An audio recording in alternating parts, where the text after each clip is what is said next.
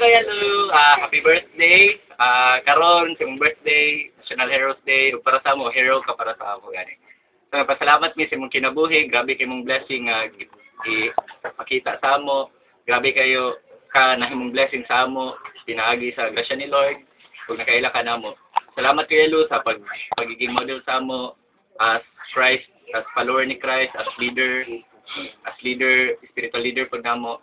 Imo jud gipakita sa mo iya nga ang tinuod nga leader is mao tong mga taong naga-serve. Dili lang ka magsigig istorya but dili lang magsigig advice but kada jud ginapakita nimo sa imong action ganiya. Ug syempre kinahanglan na grabe humility. Ug kanaya nakita na mo na sa imo grabe among pasalamat kay Lord kay tungod ana kami ginahinamig mo din Lord. O salamat pud kaya sa tanang natabang nimo sa amo.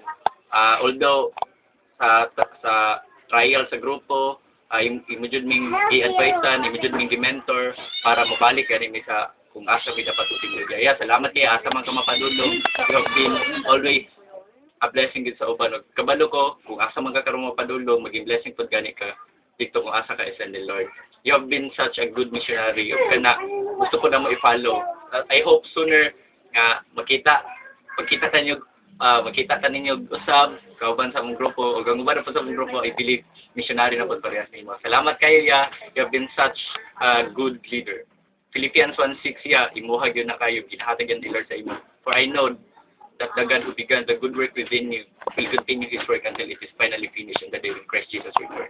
Ako nang gida-declare sa imong kinabuhi yaw padayon nga i-guide ka ni Lord, pag-protektahan ka ni Lord, i-provide ni Lord tanan. Kinahanglan mo sa kinabuhi. Ikaw ba si niatitan niya sa imong mga kauban niya. Salamat kayo.